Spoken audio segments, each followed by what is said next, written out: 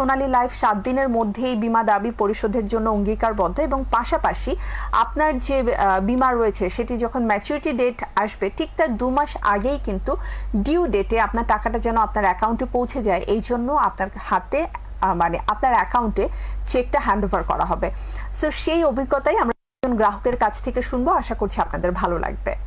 আমার নাম জহুরুল হক মুন্সি, আমি ঢাকার পান্থপথে আমার বাসা।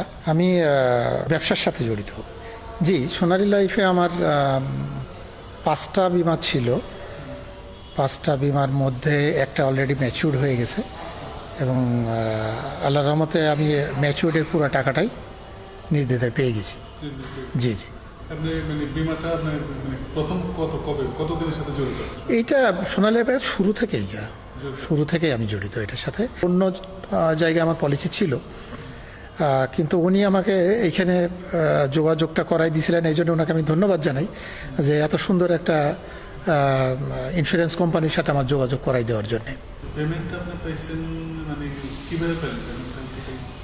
এটা আমার ম্যাচিউর হওয়ার ঠিক 2 মাস আগে আমাকে টেলিফোনে জানানো হয় এবং আমার মেইলেও জানানো হয়েছে যে আমার এটা 2 মাস পরে ম্যাচিউর হচ্ছে।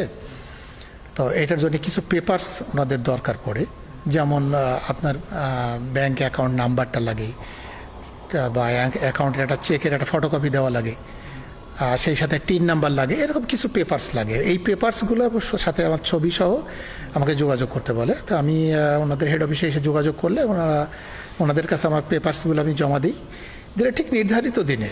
সবচেয়ে মজার ব্যাপার যেটা হচ্ছে যে বাংলাদেশের ইন্স্যুরেন্স যে কোম্পানিগুলো আছে, আমার একটা নতুন অভিজ্ঞতা যে যেখানে ইন্স্যুরেন্সের ক্লেমের টাকা নেওয়ার জন্য মাসের পর মাস বছরের পর বছর ঘুরতে হয়, এনাদের আমাকে ঠিক যে ডেট দিয়েছিলেন নির্ধারিত দিনে আমার ব্যাংকে পুরো টাকাটা ঢুকে গেছে। এটা আমার কাছে মনে হয়েছে যে বাংলাদেশে একটা অনন্য উদাহরণ। কোনো বেগ পেতে হয়নি। টাকার পরিমাণটা 13 লাখ সামথিং, আমার এই মুহূর্তে পুরোটা ঠিক স্মরণে নাই, 14 লাখের কিছু কম, 13 লাখ সামথিং। আমাকে ওনারা ঠিক যেভাবে বলছেন ঠিক সেভাবে আমার পেমেন্টটা আমি পেয়ে গেছি। এবং আমার বিশ্বাস, আমার এখানে তো মোট 5টা ছিল, একটা পেয়ে গেছি, আরও 4টা আছে। আমার বিশ্বাস ভবিষ্যতেও আমি এইভাবেই হয়তো পেমেন্টটা পাবো, কারণ আমার আরেকটা ব্যাপারেও আমাকে অলরেডি এখান থেকে নোটিস করা হয়েছে।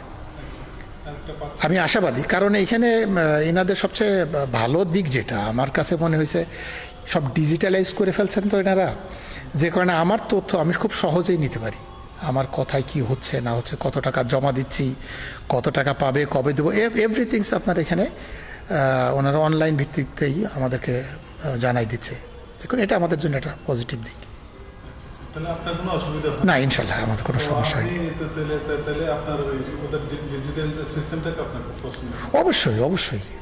তার অন্যান্য জায়গায় তো একটা অন্ধকারে থাকতে হয়, শুধু তাই না, আমি নাম বলতেছি না, আর একটা ইন্স্যুরেন্স কোম্পানিতে আমার যখন এটা ম্যাচিউরড হলো, তখন এই টাকা পাওয়ার জন্য আমাকে প্রায় 2 মাস যাবত ওখানে অনেকবার যেতে হয়েছে।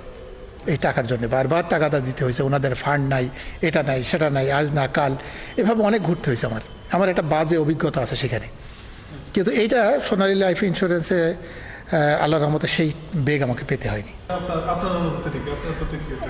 আমার কাছে বাংলাদেশি একটা ইন্স্যুরেন্স কোম্পানি হিসাবে আমি সোনালী লাইফকে নিয়ে কি বলবো, আমি নিজেই গর্ববোধ করতেছি।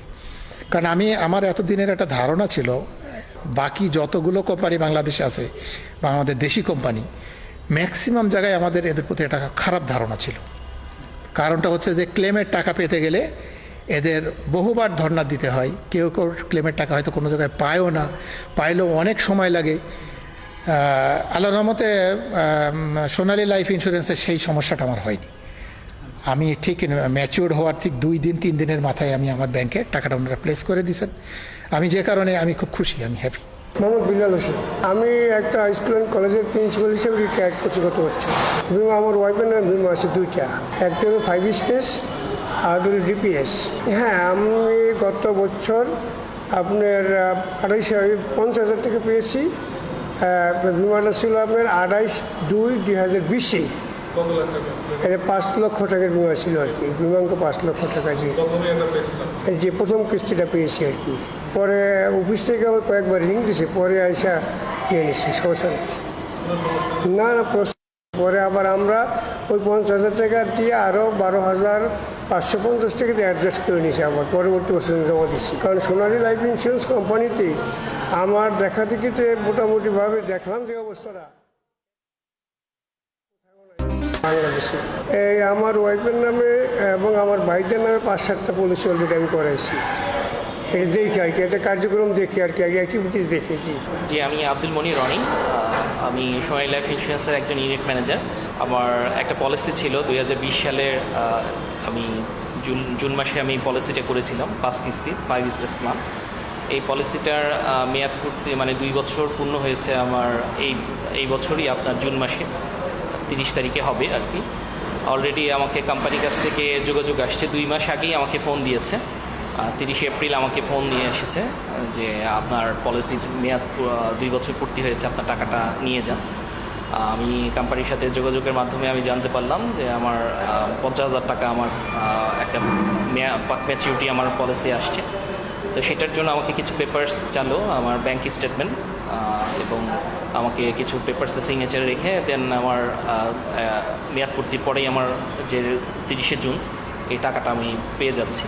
প্রিয় দর্শক, দেখে নিলাম আমরা দুজন গ্রাহকের কাছ থেকে তাদের অনুভূতি। আসলে একটা মানুষ যখন বীমা শিল্পের সাথে যুক্ত হয় তার আগে কিন্তু সে একটা স্বপ্নও দেখে যে আমার বর্তমান অথবা অবর্তমানে আর্থিক যে ঝুঁকির বিষয়টা রয়েছে সেটা সেই বীমা কোম্পানি গ্রহণ করবে, এবং পাশাপাশি সে কিন্তু সেই স্বপ্নটাকে পূরণ করবার জন্য প্রতি মাসেই অথবা তার যে প্রিমিয়াম দেওয়ার ডেট রয়েছে সেজন্য অনেক কিছু আমি বলবো যে এক সাইডে রেখে সেই প্রিমিয়ামটার জন্য সেভিংস করে।